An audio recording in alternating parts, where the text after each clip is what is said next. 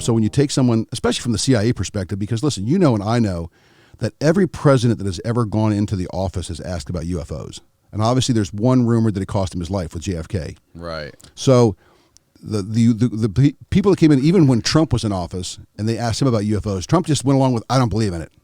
Trump just said that. So that blew it off. He didn't have to say anything else. Didn't he say something else? Didn't he say like, there's some interesting things going on? Or I mean, he may have. I actually heard him when he just said, I don't buy it. Really? I don't buy it. Okay. And that blew the. I mean, literally, like, okay, next question. Yeah. There wasn't any like, were you going to look into it? Are we going to open files up? Yeah, he's like, I'm not buying it. Not interested. Nah, not at all. No, he's not that type of guy. Nah. But again, I think that he's a businessman. I think wherever your interests kind of lie. How can I make money off aliens? That's exactly boring. Right. Bingo. And at the end of the day, it does nothing for me. Yeah. So, you take into consideration that he really wasn't pushing to have any information released, other than what took place here, like I say, in the last probably 5 or 6 months, with the Pentagon now saying they're going to release this information, which they need to do. They should have done it before now. And it's going to open the eyes, I think, of a lot of people. There'll still be the people out there that are still going to be hesitant to believe. Mm-hmm. But obviously, humanity's changing. We're growing. I don't know if it's in a good way or a bad way. Or right now, the politicians have figured out a way to make us all hate each other. Mm-hmm. So it's not an open. The politicians and the media. They have. They've done a great job at making us just despise each other. When you look at some of the interesting things that are going on, I'd rather have a conversation about what I see in the sky tonight rather than hating somebody in another country because they don't like our politics. Right. So I want to keep that door open. Again, I like to talk to other countries and figure out, hey, what are you guys seeing over there? Is it real? I mean, when we talked about Rio de Janeiro in Brazil, and that incident that took place with the UFO crash there. Yeah, that's what we talked about in the last podcast you came in on. Yeah. And they found more and more information out. Now there's more information on YouTube that's about it. They were able to move the vehicle, though, after it crashed. There's nothing there now, but there was definitely something that crashed there. Brazil has a long history with UFOs and extraterrestrials. Yeah, I've seen a lot of things on TV and a lot of things on the internet about UFOs and like aliens and stuff in Brazil. Which is crazy because at the end of the day I don't think about them being there. But when you talk to, they would go over and they would interview some of these people and talk about their experiences. It's one thing to sit there and make up a story. It's another thing while you're telling a story to be absolutely terrified out of your mind. And in my eyes, looking at some of the folks that are telling the stories, it just doesn't seem like they're lying. It doesn't seem like it's a fake story. And then, like I say, when you take into consideration different politicians that are getting involved now, for me, again, was more interesting. I told you when we went through this thing to figure out what had crashed in Brazil, I've got some friends of mine here that are former police officers from there who deal with a group called BOPE. Oh, yeah. And they're the guys that actually confirmed it for us. So it wasn't hey, we think we've got something crashed here. They confirmed it. Hey, no, we got a crashed vehicle here, dude. And it's not from any place we know. And oh, by the way, America's here also helping us out. So, and this who was the dude from BOPE who you talked to? This is a group here in Florida. I'm a little adamant to even bring the guy's name up. One of the guys was one of my little CIA buddies I was telling you about earlier. Okay. They moved here to this country about 5 years ago after they retired. And the reason they did that. From Brazil? From Brazil. Okay. I think before they moved here, one of the guys had killed 11 people in his neighborhood. Jesus. So when they came here, we do a thing every year called Sniper Craft here, and they came down and would participate. They always took first place. Guys were very accomplished shooters across the board. Sniper competition? It was a sniper competition called Sniper Craft here in Central Florida. And they would come down every year for that. So I got to know these guys really, really well. These aren't UFO guys. These are all kind of meat eater, knuckle draggers. Knuckle dragger, meatheads. Yeah, dude, they're special Shooters. operations. Yeah, completely. Matter of fact, they initially, when they won here, they won the event.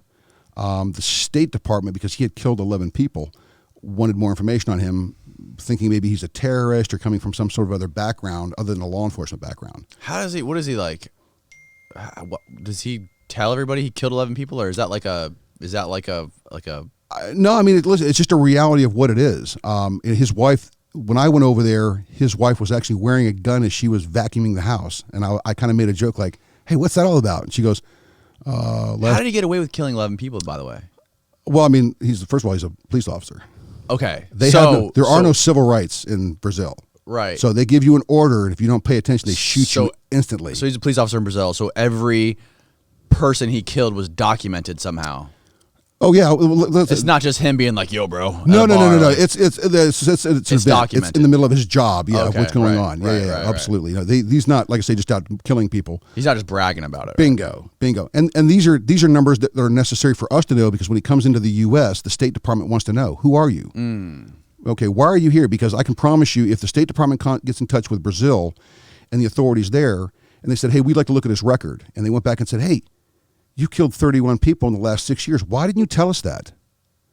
So he just comes here and immediately volunteers that information, because they're going to find that out, and they're going to start asking questions as to why you didn't. So to get a green card here was tough for these guys because of that. They did extensive background on there's 6 of them that came here. They were afraid they were going to get killed in Brazil if they stayed there. That's Why? how bad it is. Just because of all of the trouble. I mean, it's not your normal white collar type, gangs that are marauding around. He always had to worry about his wife getting killed. Being a cop in Brazil is very correct. dangerous. And these guys just aren't cops. The name of the group they're with is called GARA. They're actually a real high-end SWAT guys. BOP are above them. They're more like special operations guys. Okay. So they are not liked. They when GARA shows up, bad things are about to go left real quick. Okay. So when I called those guys, because when I first heard this rumor that this crash had happened in Rio de Janeiro, I called one of my guys that was a retired captain out there. He didn't even know about it. He's like, "No, I don't know, dude. What? What are you talking about?" I said, "Nothing." So when I called the other guys, and they actually called BOP, and I was told that BOP was the one that was actually the perimeter secure, making sure that nobody else was allowed to get near it. And they confirmed it. "Oh yeah, dude, we're there now. We've got it surrounded, whatever it is." So it wasn't a maybe or a guess or maybe an airplane. It was some sort of craft that had come down. Now, dude, was it a satellite? Couldn't tell you that. How fucking crazy does it have to be if you traveled all the way here from another universe, and you fucking crash your vehicle? Well, I mean, that was, and listen, it's funny you say that, because I was the same way. There was talk of what actually brought down the Roswell during that crash, and somebody said it was actually new radar they were using, and actually brought it down. There's some now people today that are saying that's not true. What they did was they believed that every part of the world was given a piece of equipment to see how fast they could take it apart and figure out what's making this thing really work. This way, if it's the aliens that are running the show, they'll really find out who the smart people are real quick. So you figure out, okay, these people are smart, these people aren't smart. Do we get rid of them now? Do we start a pandemic? Do we kill off this group right here? Do we, the Black Plague, there was some discussions with regard to the Black Plague being blood type specific. Sorry to interrupt, but this episode of the podcast is brought to you by our sponsor, Ridge Wallet. For years, society has been shoving dumbass, awkward, bulgy George Costanza wallets down our throats, carrying around old receipts, pictures of their cats, and gift cards from 1999. Well, hold on to your hot dogs, folks. This fucking thing holds like 12 credit cards and even has room for your cash in the back. You can get a clip, or they make like a strap that goes on the back, which is really dope. And this thing is so goddamn rugged, it comes with a lifetime warranty. Ridge Wallet is so confident that you'll like their shit, they'll let you test drive it for 45 days and give you a full refund if you can't handle it. Don't be one of those fuckboys carrying around a big leather sack of potatoes in their back pocket. Get 10% off today with free worldwide shipping and returns by going to ridge.com/concrete. That's ridge.com/KONCRETE and use the code concrete at checkout. Please don't be a fucking nerd. Get a Ridge Wallet today. Was it blood type specific? Well, that was the question. And they said because there has to have been studies it didn't on that. kill. Well, nobody knew blood types back then. Okay. They didn't know there was an A, B, and O, and so they would, they weren't transfusing blood. I don't even know when that was. But yeah, at what point? I'm sure can't even remember myself when it came back. I want to say it was in the 1910, 1912, and they started to realize there was some differences in the blood. Can you pull up like Black Plague Wikipedia? Yeah, that'd be. Well, and so they started saying, so how come it didn't kill everybody? Why? And he goes, the guy that came up with it goes, if you think a flea was jumping off rats and giving people the Black Plague, he goes, there was something else bigger going on. And whether these people weren't, hey, we figured out all this new, this X-type blood that we're getting, these people aren't very smart. Let's just eliminate them and we'll make a disease that's specific to that. Because what's interesting even with COVID, I've heard people say, oh, if you have type A. Well, that was in the beginning, right? They were talking about that. Type they were A talking blood. About certain type of blood types you get fucked up by it, and certain types you're You asymptomatic. don't. So They stopped talking about that though, like in March of last year. Right. I mean, so is it the people now too that I find interesting that are getting sick after they've had their shots? They go, oh, it's the COVID. I'm like, well, how do you know it wasn't the shot? Let's go back to Bope and Gara, and then when that thing crashed. Oh, the Black Death. Does it say?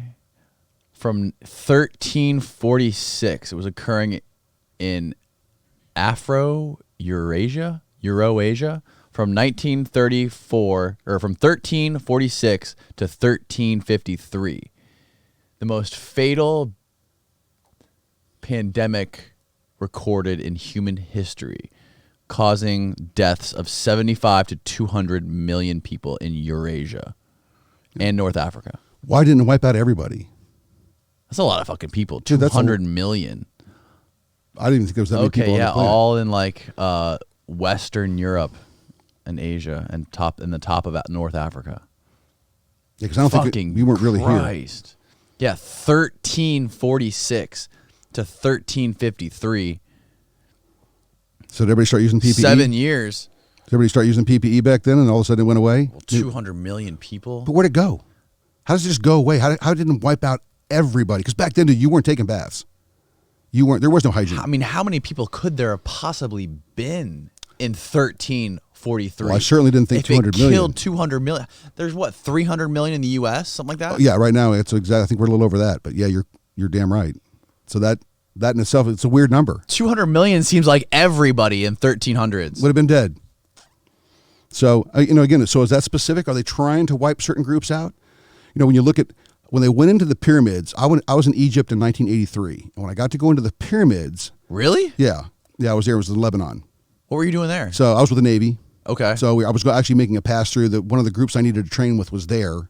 It was I was becoming a gunner's mate, and so the guys I needed to train with were there. They closed the facility down in South America, so I ended up there. So I was there. I was like taking full advantage of, hey, let me go out and check everything out. Really? Really, so really you cool. were into this shit way back in the 80s. Oh, yeah. Okay. Yeah. Well, again, when looking at the pyramids, dude, when you're there looking at them and you're like, dude. Is that what sparked this whole thing for you? I think was it before you went there? I've always had a thing for extraterrestrials. I'll tell you a story I haven't really told anybody before, except maybe my wife. I was 13, man. We were living here in Florida. And I got woke up one night and something was in my room with me. And it was actually more than one. It was 5 or 6 of these little things that were in the room that they had put my raincoat on and were dancing around the room, scared the bejesus out of me. And the strange thing was that I wanted to yell for my mom. I don't know why I wanted to scream for my mom, but I could not talk. I was absolutely stunned. Dude, I was petrified, first of all, the fact that these things were in my room doing what they were doing. I've never had a nightmare in my life other than that one. And I was 13. Here I am. I'm almost 60 now and still talking about it. So whatever it was that happened that night in my room was not just a nightmare. There was something in my room, and they were like all head, very short, big heads, but not big round heads, almost like a log. A log? Like a log.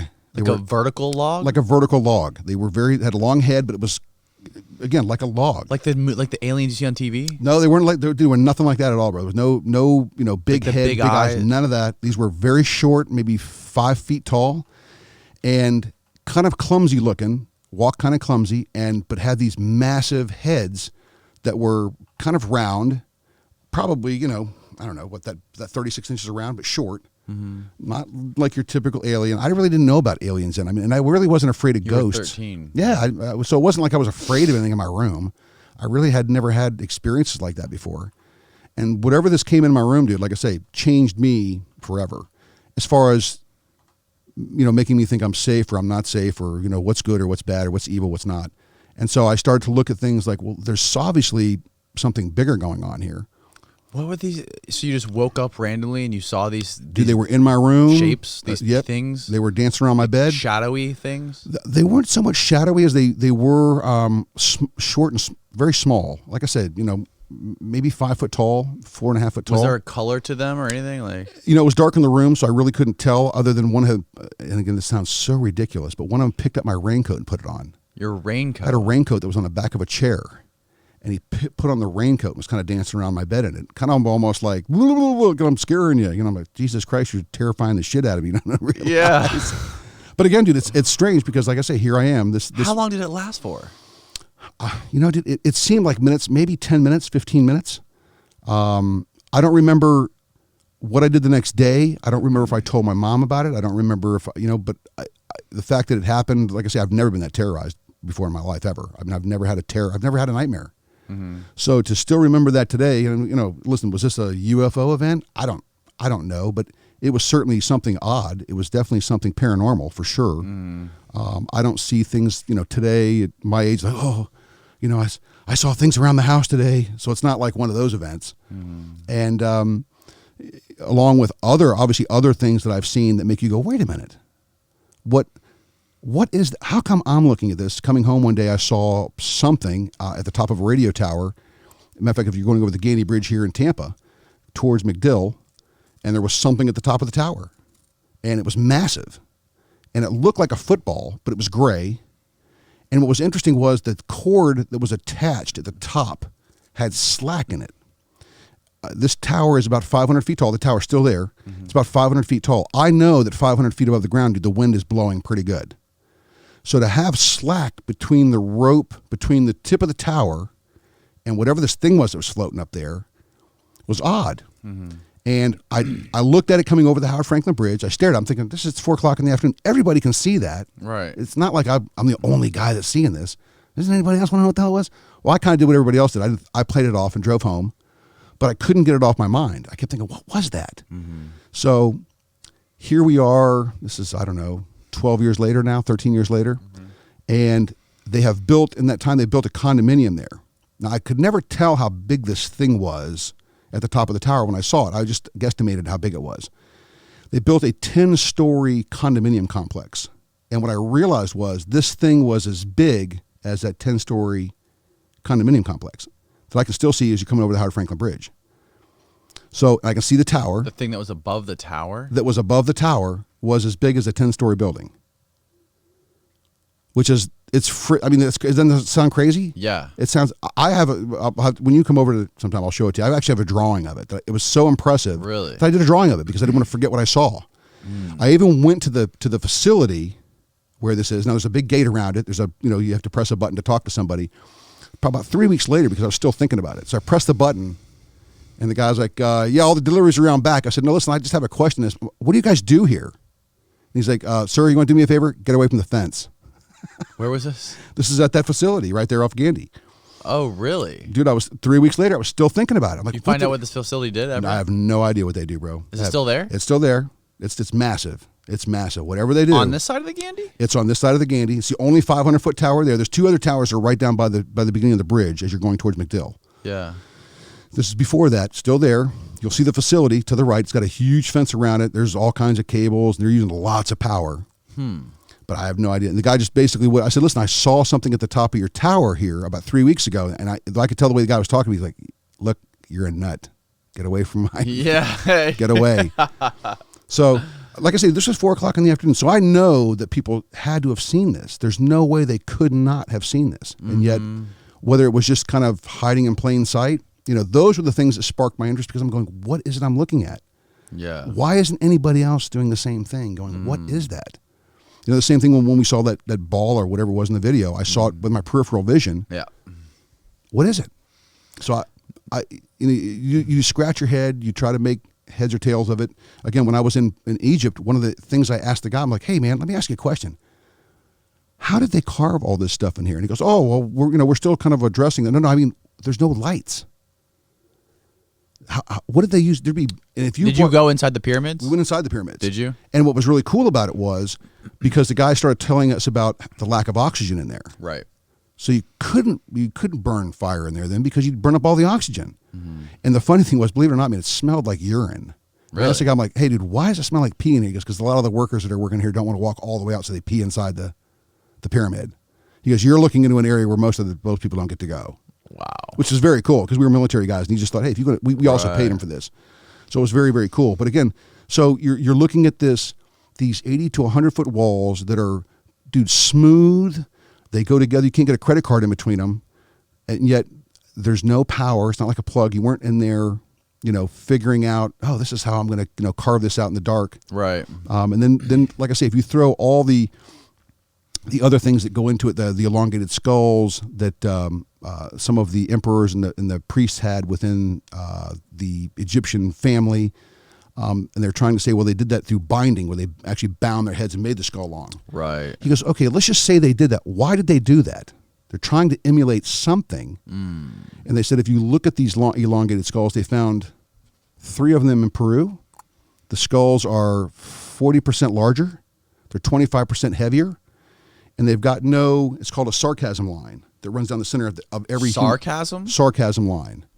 And it runs through the top of the skull. And basically, when you're an infant, it's a soft spot so that your head comes together and it forms. Right. There's like a T joint there. Bingo.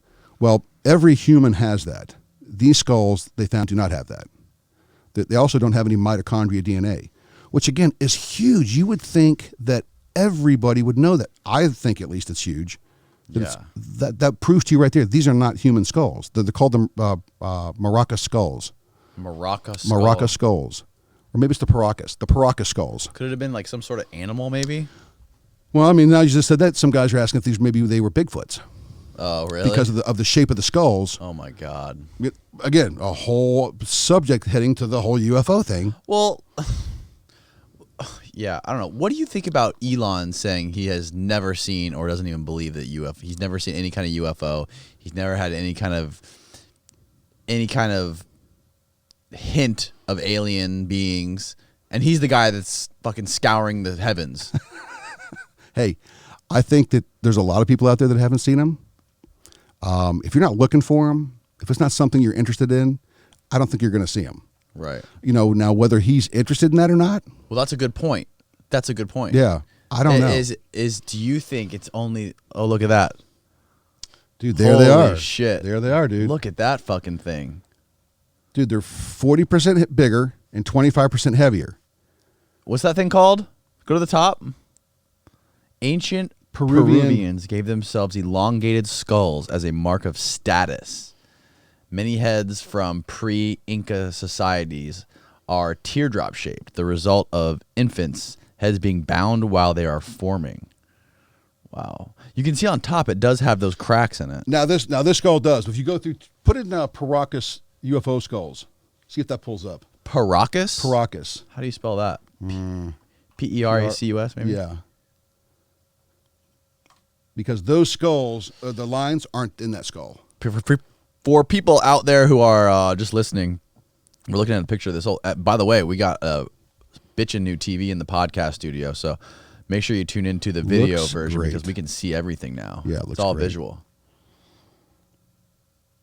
So when you start seeing this kind of stuff here that goes on, when you start looking at, again, a lot of the Egyptologists now are starting to turn and look at a lot of the information now. We talked about the Anunnaki earlier, and the Anunnaki and the Sumerians were the two that were working hand in hand. And when you look at the Sumerians, they're an interesting group because they were... Who are the Sumerians? The Sumerians are really one of the first civilizations ever on the planet recorded history. Really? And they are responsible for the Anunnaki being here. And they worked hand in hand, again, to go back and to gather all this gold up. One of the things I always was interesting when I was in South America, I was obviously doing drug interdiction then, and they used to talk about all the gold they had there. Well, where did it all go? Who got it all? And why aren't they still there looking for it today? There was so much gold that was throughout South America because no one seems to be looking for it, other than when they find these new locations now, where they think that the Maya may have lived.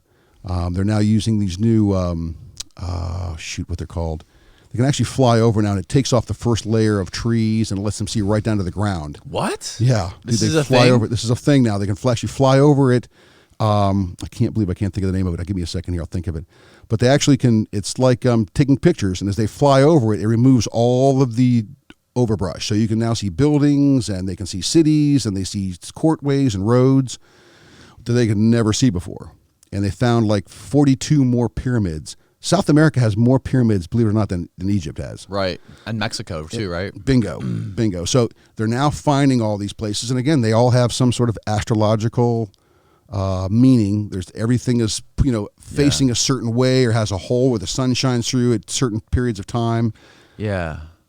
Well, back then before electricity, the stars and the sun and the moon must have had so much more of an impact on people. Well, look at even today. Look at our Sagittarius and our Capricorns, and we're still looking all into our horoscopes. Yeah, we still are obsessed with it. We are. Everybody's just obsessed with it. I mean, dude, when you really think about it, and you think about how the Mayans were the only group that were able to figure out that the Earth has a wobble. Yeah, that's fucking wild. I mean, come on, man. How do you figure that out? And without somebody helping you to understand there's a wobble, nobody else picked up on it. I mean, and I don't think that the Mayans were that smart. They're not obviously rocket scientists, So was someone there with them, helping them through this time? Fingerprints of the Gods. That's the name of the book. By Graham Hancock. Yes. That basically told me about all this stuff. Yes, I remember that guy's dedicated his life to this stuff. Completely. Yeah, completely. And listen, I'm trying to think of there's another guy that when he first came out with this, people thought he was nuts. What is this guy? He's a little foreign guy. I'm thinking of his name now. But he came out initially and wrote a book, The Gods. Gladiators of the Gods. Anyway, he came out and said that this all started at that particular point in time with aliens, with extraterrestrial beings. And that's how that life is set up. That's what we've always been a part of. Nobody can tell us why, though. I want to know why. Again, are we just a bug here that's producing carbon dioxide for the planet? Is there a bigger picture for us? I mean, we're so interested in killing each other and doing harm to each other. And again, I don't know if that's part of the bigger plan. Isn't that crazy, though?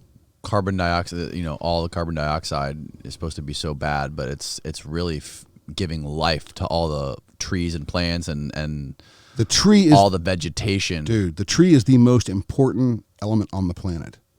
It absolutely does everything we need to do. You can build with it, and it can keep you warm. And there's not another product on the planet that does that for you. I mean, other than some brush and whatnot. But if you're truly looking at trees for what they are, if you look at the onslaught of trees throughout, especially through South America, they're clear cutting the forest down. So now, are these aliens, these visitors, are they watching that? Is that why Brazil all of a sudden has this onslaught of craft?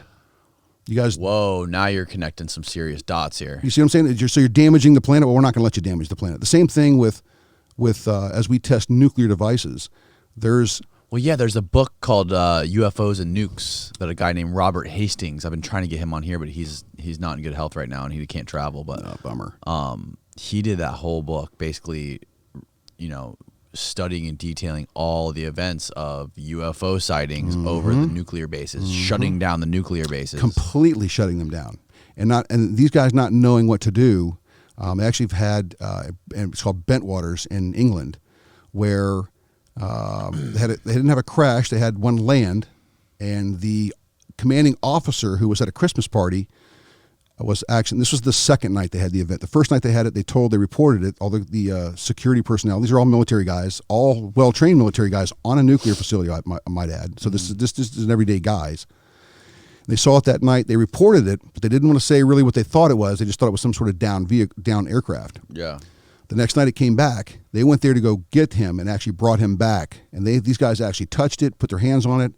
One of the other sergeants actually saw it fly above the area where he said, we can't tell you if there's actually nuclear devices there, but it flew over this one bay, dropped a laser down, went through the roof and into the actual facility, didn't detonate anything, but rendered that bomb that was in there useless for 24 hours. We couldn't use it for that period of time. We don't know what they did to it or how they did it. So, again, we were looking at military guys who aren't trying to start a story. They were trying to protect a base and not able to do it. So, and now, if you go back and start doing a research on it, every nuclear base has had some sort of extraterrestrial. So, again, are we back to listen, we're going to watch what you guys do to the planet. We can't have you testing this stuff. Yeah. It's not good for the planet. It's, bad mojo. Have you ever heard of atomic veterans? I have not. So I forget what it was called, but it was during that period of time where over in, I believe, England, as well as here in the U.S., they would recruit young young military kids, like 18, 19, 20 years old. They would recruit them. They would put them on like combat vessels, like aircraft carriers or some shit like that, some sort of ships. They would bring them out into the ocean, and they were testing nukes, and they were using, U.S. military kids that had enlisted in the military, like as young as 18 years old, putting them on these ships, and they were testing nukes. And basically what they would do is, before they would detonate the nuke into the ocean, they would make everyone face the other way, and they would tell everyone to cover their eyes. And there was a lot of people who were a part of this testing, and it fucked them all up for life. Like, lots of them got cancer and died. Majority of them could never have kids. They all explained vividly like what it was like, how like they had to take off all their clothes after and like dispose of all their clothes. A lot of them started losing their teeth. Wow. They like, when the thing detonated, they described seeing all, like, even though their eyes were closed and they had their hands over their eyes facing the opposite way, they all could account for seeing, even though their eyes were closed, they saw the skeleton of their bones in their hands when it happened. And it fucked these people up. Some of them are still alive, and they've done interviews with these guys. I just watched an interview that this kid did where there was a documentary he did where he interviewed probably a dozen of these guys. And it is the most terrifying fucking thing. Well, here's the strange part about that. On every aircraft carrier that I was ever on, they talk about what happens if a nuke detonates under the boat and what you're supposed to do. Oh, really? So that obviously confirms what you're saying, because they know what to do because they've already done it, and they understand what happens. Because what initially happens to the bottom of the ship is the floors buckle. If your feet are touching the floor, you're probably going to get killed, because the way that the ship comes up, the ground up comes up so quick that it would shatter the bones in your body. So they tell you to grab the superstructure above you and get your feet off the deck. Fuck. So that would make perfect sense. But again, listen, when you're in the military, you're expendable, and you're part of the deal. We took shots before going to Spain. They were detonating these nukes like probably miles away from the ship. Sure. They were still doing that. I couldn't imagine what it would be like if a nuke detonated under them. Under the ship. Like a sub or something. So, I mean, it's ridiculous. It's just ridiculous all the way around. To even think you would survive it, first of all, because we always kind of laughed. I'm like, what? Is that really going to be the biggest thing on our mind? Like, get your feet off the deck. Right. A nuke's gone off underneath of us. I don't think if we even heard the nuke, I'd be surprised. Right. So, like I say, to see that go on, I mean, listen, even when I was on the USS Lexington, which was a training vessel. It actually still had a wooden deck, believe it or not, out of Pensacola, Florida. And we would go out for 6 weeks and then come back in. And all of the pilots came from Corpus Christi, Texas. And so they would fly out there and meet us, and they would do all their landing ops, and we would train them how to land on boats. And so behind the ship one night, and I was standing back there, and they actually call it phytoplankton that would turn green and come out from the bottom of the ship. And these big green balls of light would get shot out of the bottom of the ship. I'd be standing, this had been the very rear of the ship called the fantail. And I would stand back there at night when I was off and just kind of enjoy the evenings, and these big green balls. So now, even today, I'm like, were those really? What were those I was looking at that were in the water? There's lots of bioluminescent sea life out, especially far out in the Gulf like that. Well, I've and seen. Listen, you've seen them along the shoreline, especially on heavy waves come in, and you see them. Okay, Yep. So it was that color. Okay, but these were big balls, dude. I mean, like 3 or 4 cars. If you put them all together and put a ball around that big, they were huge. Really? So it wasn't like a film at the top of the water. It was something that was being shot, almost like something was playing like in the draft of the ship. And like I say, monster. I mean, this is an aircraft carrier, so it gives you an idea. It's a big boat. I'm sure there were any guys like fishing, like dragging lines behind the boat. Because that's how you catch what's it called? I think it's swordfish. Sailfish, yeah. No, swordfish. Is it swordfish? Swordfish. You fish for it at night. Oh. And you drop on your line when you're fishing for them. You drop these fucking night sticks. What are they called? The glow in the dark sticks. Yep. No, we actually used to tie our clothes and put them on ropes and hang it over the side if we had to wash them sometimes, because we didn't have any fresh water on the boat, so they would say, "Hey, wash your clothes on the side." So that's fucking crazy. Yeah. That doesn't sound like a very good way to get your clothes clean. Not unless you like that salt water. Yeah, right. At least they didn't stink, so that was the plus side of it. How far out into the ocean, or how far offshore did the boats go? I mean, you wouldn't see shore. Right. You wouldn't see shore, so you'd be probably out in the middle of the Gulf. Okay. And again, they were especially trying to if planes were coming from Texas. Yeah, well, and they wanted to give the guys a full experience. So, obviously, as a ship pitches and rolls, that's the hard part for the pilot coming into land. So as the ship pitches and rolls and tries to do what it's doing, so they would put us in the deepest part of the water to try to get the ship to emulate that, because we were a small aircraft carrier compared to what they were going to be landing on once they made the fleet. So, even again, going back and look at these guys that witnessed these UFOs throughout, actually up and down the east coast of Florida, they were all on. I think they were on the USS Carl Vinson. And they started. Did you give a video of that? Did you give us a video of that one too? The ones on the East Coast. No. That was the one with the. That was the one that was on the plane's radar. I think the one that Lieutenant Gray saw was the gimbal. I think there's some video on that. One, it's called the gimbal. Yeah. And that was the one that ATIP came out and said, "Hey, we're going to show you this one, and we're going to show you the other one from David Fravor." Yeah. So, and those guys have come out. I mean, full-fledged. They've not been told, "Hey, don't talk about this." He said, "We were never told not to discuss it." And so here we are. We're having this discussion. Other than now that the Pentagon has said, "Hey, we have been dealing with crashed UFO material." They've come short of not saying aliens. They just said UFO, so it's unidentified, which could be anything at that point. Is it the Russians? Could be. They think that they found one of their bells. It was called a Russian bell back in the 60s in Pennsylvania. It was a big to-do. Again, it was a bell? It was like a bell.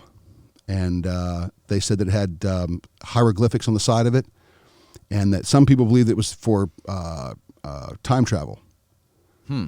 But they didn't know if it was from the Germans, because the Germans were way ahead of everybody, man. They came out, if you look at their technology, they were way ahead of everybody. And I think that they even say they even had it, and they've got video of it, of an extraterrestrial craft or a UFO flying, that they're flying. The question is it real? And that was it's always the question. The guys go, well, it looks like it's kind of a heavily populated area. Why would you fly it there? It doesn't make sense to where you would, but yet if the Americans got this at the time that they took, I think that we found the first jet engine there, because the Germans had already developed a jet engine, and we hadn't done that yet. They did it first. Yeah. The flying wing, like the B-50, or not the B-52s, the new bombers, the stealth bombers. Yeah. They already had that. We got that technology from them, from the Germans. They were way ahead of a game on that. So even there's people that talk about Hitler wanting the tall, the blonde hair, blue eyed guys. Yeah. So if you look at the Americans, who Paul Hillier says from Canada, he's the defense minister there. Paul Hillier. Uh-huh. He said that we were dealing with the tall whites. He said that? Oh yeah. What does he mean by tall white? What is this tall white thing? Well, supposedly these are very very tall, very Anglo-looking, kind of Nordic aliens. And they've been dealing with them for the last 10 years. I've actually heard of these before. And the current sitting defense minister of Canada. He's no longer involved in politics. He's out of politics now. That's why he'll come here and talk about it. It was part of the Project Disclosure that came out, and he's the one who said UFOs are as real as the planes flying over your house. No doubt about it. And America's been dealing with the tall whites for the last 10 years. And who these tall whites were, I'm like, can you say that today? Really? Yeah. What's this guy's name? His name is Paul Hillier. Can you look at this guy? Yeah. It's Hellyer. Paul First name Hillier. Paul. And he's the former Canadian Minister of Defense. Hellier? No, Yer. Yer. Hillier. So he says America's been dealing with the tall whites, which are some sort of aliens. Which are some sort of alien group that says... Has anybody corroborated this claim? Well, I'm sure that they did the same thing even when I was watching it. That's him as a young man right there. He's an older guy now. Search like Paul Hillier tall whites. Yeah, but hit Paul Hillier Project Disclosure. But even as, like I said, as we move forward, there's just all these stories cannot... The text is so small. I should have got a bigger TV. It's a great TV, by the way. Thank you. I just can't read the text. I mean, I can, but it's so small. But when you take into consideration that guys like this, he's not doing this for money. He's not looking for... How old is this guy? When was he born? He's probably in his 70s now. Yeah, I mean, he still seems relatively with it. He's 19. He was 40 in 1969.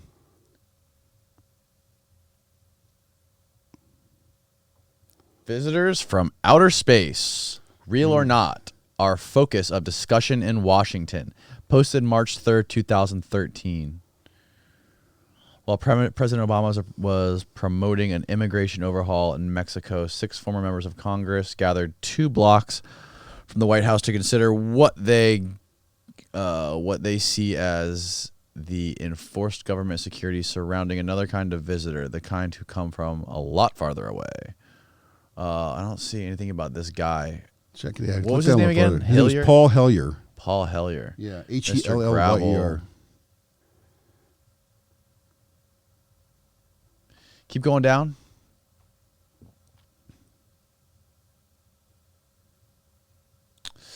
Because he sat in on this when he was with this group, so I would be surprised he's not mentioned in there. Aha, there he is right there. Is that him? No, Mike Gravel, Nope. former senator. Nope, that's not him then. Kind of looks like him. Huh. Well, I don't know. But it's just I've never interesting heard about these tall whites. Yeah, like I say, man, it's interesting. Well, and here recently I just watched a show where they were talking about the moon. The moon's got some odd things about it.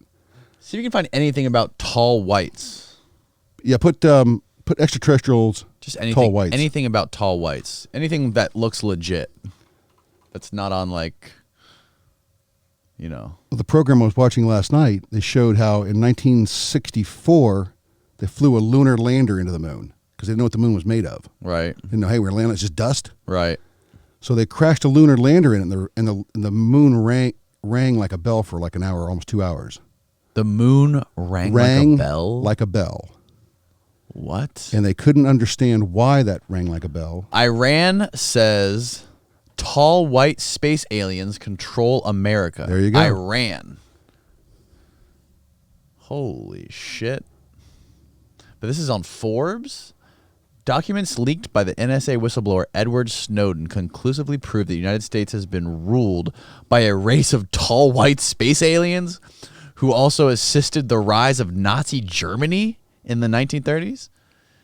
These revelations about our alien overlords might not cost you any sleep, but the part that should concern you a tad is that the UFO story was just published by the Fars news agency, the English language news service of Iran, a nation that may be very close to acquiring nuclear weapons.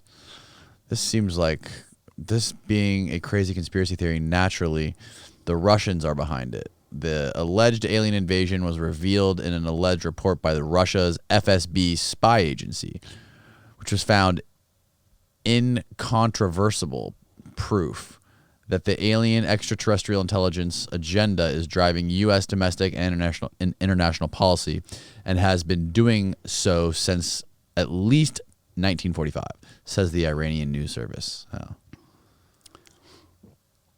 I mean... Well, I mean, it doesn't say anything about that guy, though. No, like I say, no Paul Hellyer. Snowden, who has been given asylum in Russia, leaked documents that are... Well, Snowden... What? Didn't Snowden say that he actually said that he had like the most insane security clearance in the NSA, and he said he never saw anything about extraterrestrials. But now this is saying that he released documents that talk about extraterrestrials. Well, I think this goes on too with Snowden right now because he's in Russia. So he's trying to make sure he stays in Russia. So as soon as he runs out of information to give them, I got a feeling he'll be back in the U.S. As soon as the Russians don't have any more use for him. So he'll continue to let... Now, again, is this real? Is it something he's just pumping out sunshine up their ass to make them feel good about, hey, check this out? Mm-hmm.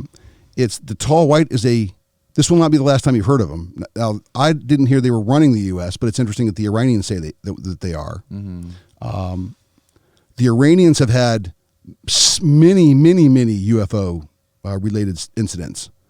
Again, there's some that are saying that the Middle East really has all the information that we need to figure out where we really came from, but they don't want us to find that, so we keep the wars going on there. Think maybe they just have better drugs than we do? Man, I don't know. Or maybe they've been out of the desert for too long? Well, of course, they sell more heroin. Exactly. Than any place in the world. They got all the poppy there. Yeah, absolutely. So maybe that's what's going on at the end of the day. I think it could be. But, again, when you hear things like the tall whites, nobody's saying that they're tall white guys. They don't have another name for them. It's that tall white thing. And why are they tall? They're big. They're big. They're supposed to be bigger than us. So then they aren't flying those ships because those ships fit small little. Well, if you go back and look at Bob Lazar story, yeah, they said the cockpit of that ship was like tiny. But he also said there was no bathroom, there was no kitchen. Right. So they were humanoids. That was the big question. Right. He goes, are these today? He goes, if we could put a robot in something and fly it to Mars, he goes, we would do that. Right. We wouldn't want to risk lives. Yeah. Right. So because I think it takes like even 9 months to get there. I think too, the challenges are keeping your bones hard during that period of time because the bones get so soft. Right. So you lose bone density when you're in space for so long. That's why the astronauts, they have to like work out. That's exactly. You see the running treadmill typically on there, trying to keep the bones hard. Down. Yeah, trying to keep the bones hard. So, I think at the end of the day, when you start looking again at the bigger picture, we would have done that. We put aliens or robots into a craft and sent it someplace, especially if they were that good. So, that makes perfect sense. Like, yeah, it kind of makes more sense because what would you eat? Right. Where would you go to the bathroom? Where would you? So yeah, I ideally come up with something along those lines. Travel. Yeah. So and especially if you wanted it just to make sure that you're listening, we're just trying to keep tabs on the planet.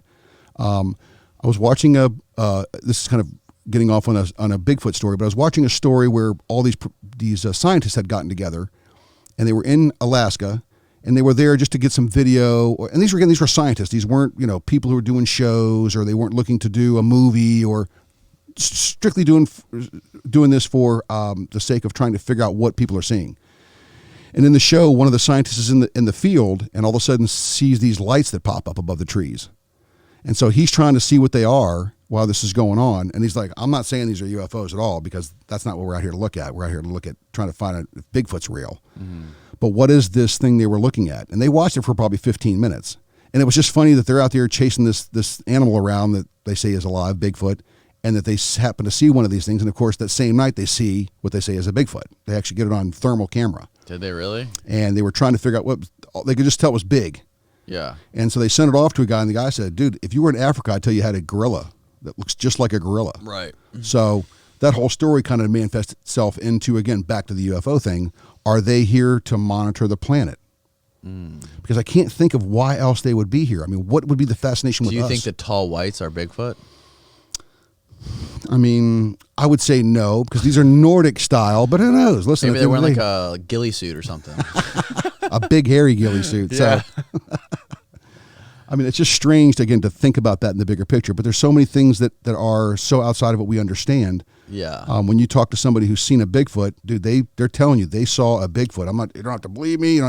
So that story in itself is kind of, unbelievable because we're always told there's no monsters. There's nothing out there that's going to hurt you.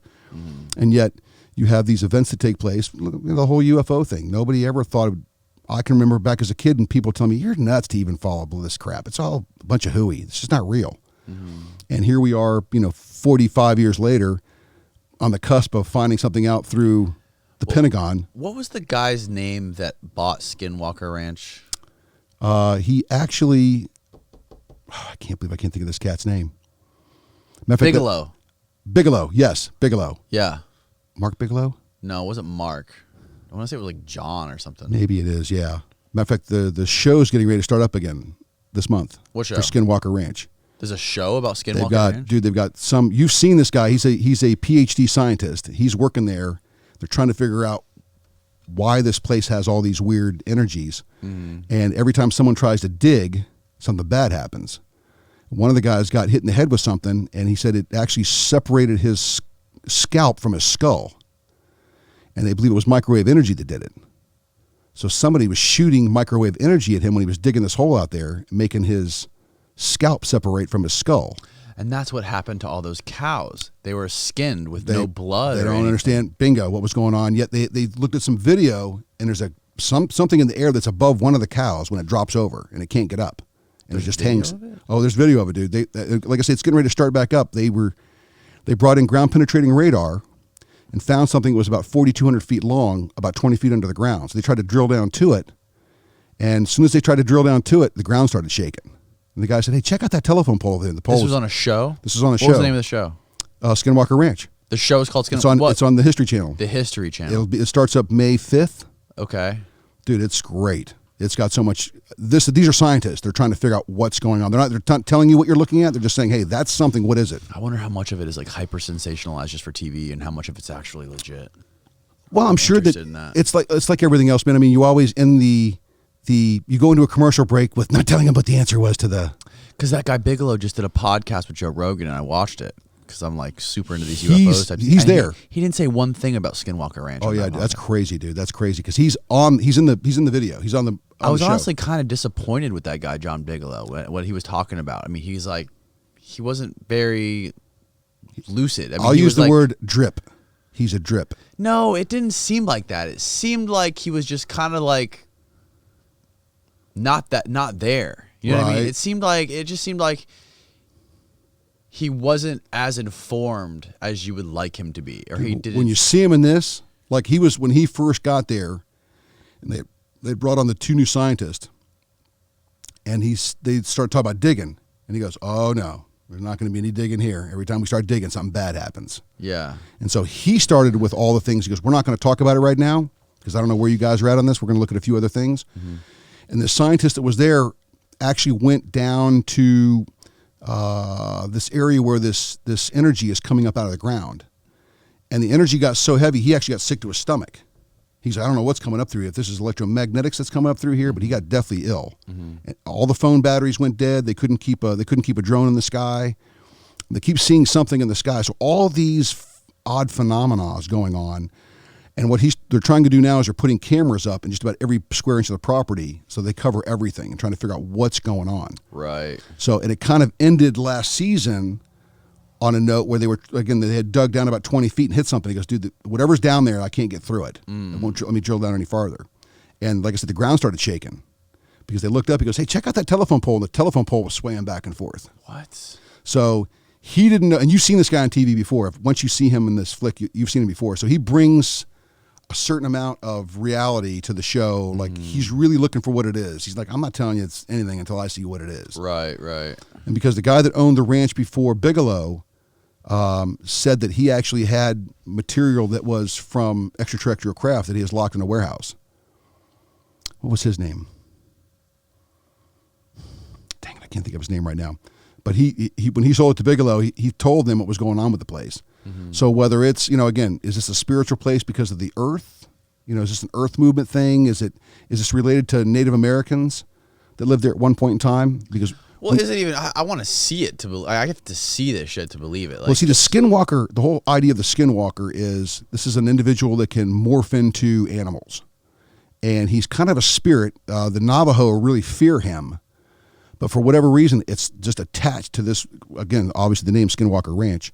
And has gotten the strangest coverage because everybody tries to go in there and look at something, but they can't really do anything because the batteries go dead, the cameras die, and then once the camera went dead, they couldn't record the event that was taking place. Mm-hmm. But it's going to be back on, I think it was May 4th, which is a Sunday, May 5th, and it's going to, like I said, it's, again, all it's going to do is validate a lot of what we're talking about today. There's something bigger that's going on. Right. But the problem, though, is you can't really validate it because it's a TV show, Oh, for sure. I mean, it's like so great. It's so entertaining, and it sounds like you want to fucking believe it. It's so fun to watch, and it's so fun to talk about. But just because of the fact it's a fucking TV show, sure, you can't validate. You're like, sure. Oh, it's a fucking TV show. Actually, it's the opposite. Because it's a TV show, now you can actually dismiss it. Sure. So like I say, man, they've done some things that are interesting. I mean, they brought some power meters on and look at this energy that's coming in. And when they triangulated it, he goes, it's coming from above us. It's not on the ground. It's coming from above us. So they were trying to figure out how high it went up. So they actually made this balloon and attached this EMP device to it that could measure the amount of electromagnetic pulse that was coming down. Yeah. And got it to a certain point, and then it burned up and dropped out of the sky. Mm-hmm. So, like I say, the whole show is full of, obviously it's something interesting going on at the ranch, whether it's, UFO related or if it's some sort of anomaly that the property does because it's maybe more iron than not. Right. I don't know. But it's like I say, man, it's coming back out. There's definitely some weird shit happening there. Oh, definitely some odd things that are going on. For me, again, that's really kind of the draw for it. But explain that again. Explain that again with the guy who said, that's bullshit, I'm going to fucking dig anyways. Yeah, Thomas Winterton is one of the guys on the Skinwalker Ranch that actually works. He's a ranch hand. Yeah. And as he got hired there, each of the ranch hands were told, listen, when you come onto the property, there's no digging. And he was like, well, why can't we dig? And the guy's like, because we don't want you digging. And he's like, well, I don't understand why we can't. I don't want you digging on the property. They didn't tell him there was anything spooky about it. Didn't tell him there was anything UFO associated. They said, I don't care what you do on the property, but no digging. So he was putting up some fence posts. And after he, I guess, was with this thing for about 20 minutes to a half an hour, he's like, this is bullshit. I'm going to go get the Bobcat real quick, and I'm going to drill a hole down here and put this post in the ground. So he went back and got it, came back up, started to dig a hole in the ground, and got this excruciating pain in the back of his head. And he said he was nauseated. He didn't feel good. It was almost immediate. So he left, got back home, realized that there was something bigger going on. So they brought him to the hospital. Yeah. And when they brought him to the hospital, they took an x-ray of his skull, and literally on the right-hand backside of his skull was a knot, but they couldn't figure out what that knot was from. Well, then as they x-rayed it, the scalp was actually coming off of the skull and had looked like almost like an area where fluid had filled up. And the doctor was looking at it going, I've never seen this before. How did this happen? And he's like, I was out in this field digging, and all of a sudden I got a pain in the back of my head, and here I am. What's up, world? You just watched a clip from one of our exclusive Patreon episodes. That's right, you can get weekly, pure, uncut content straight from the jungles of Colombia. If you want to watch the full episode, make sure you go to patreon.com/concretevideos. Peace.